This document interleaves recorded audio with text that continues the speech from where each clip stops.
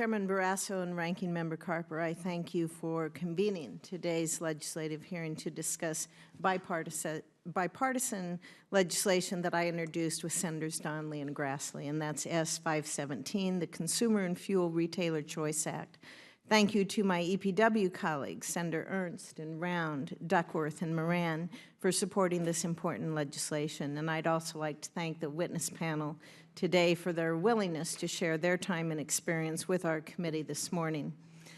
When I first arrived in the United States Senate, I attended a meeting in Senator Klobuchar's office, and it was to discuss renewable energy and fuels.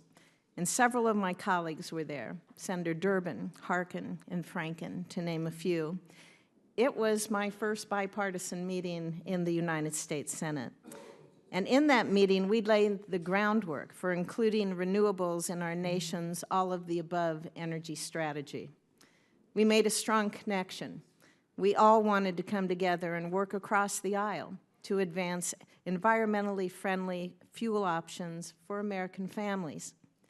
The bill before us today, the Consumer and Fuel Retailer Choice Act, is a renewable energy bill. It would extend the 1 pound Reid vapor pressure waiver, more commonly referred to as the RVP waiver, to E15. Extending the RVP waiver would allow this fuel to be sold year-round. Currently, it's illegal for E15 to be sold during the busy summer travel season from June 1st to September 15th. Consumers who want to purchase it during that time, they can't buy it. In 1990, the EPA granted a 1 pound RVP waiver to E10. However, this waiver does not apply to E15 during the summer, even though it has a lower RVP and burns more cleanly. As a result, fuel retailers are required to change fuel labels at the pumps before and after the summer season, and this leads to increased costs. And it's also greater confusion for consumers. E15 is a cleaner, higher octane fuel that has been approved by the EPA for use in passenger cars, light-duty trucks, and medium-duty passenger vehicles built after 2001. Currently, E15 is offered to consumers in 29 states, including Wyoming, South Dakota, Nebraska, Kansas, Oklahoma, Iowa, Arkansas, Illinois, Alabama, Mississippi, and West Virginia. In Nebraska, we are known for supporting renewable fuel, so it might surprise you that Illinois, West Virginia, Minnesota, Texas, and many other states, well, they sell more E15 than my home state does. The Consumer Fuel Retailer Choice Act would expand consumer choice and eliminate confusion at the pump. It does so by ensuring a consistently labeled product is offered year-round, which would decrease the occurrence of misfuelings.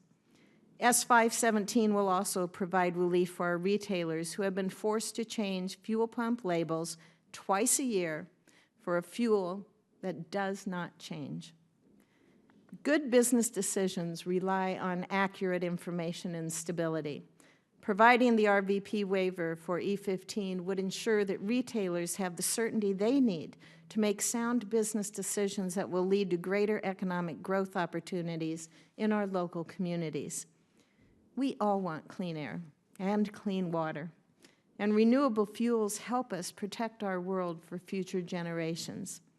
Renewable fuels reduce greenhouse gas impacts by an average of 43% over gasoline. E15 has lower evaporative emissions than E10. It is a more environmentally friendly burning fuel.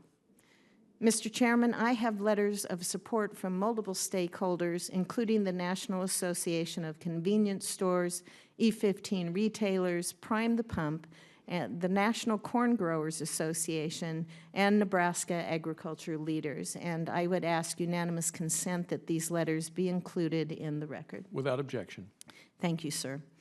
Renewable solutions are out there to fulfill our nation's energy needs, and E15 is one of them. American families should be able to decide which fuel they put into their vehicles. Our bill would ensure retailers can offer consumers consistent choices at the pump year-round with less confusion and red tape. So I'm looking forward to today's discussion, and I thank my colleagues for joining me on this legislation. And thank you, Mr. Chairman, for holding the hearing. Thank you very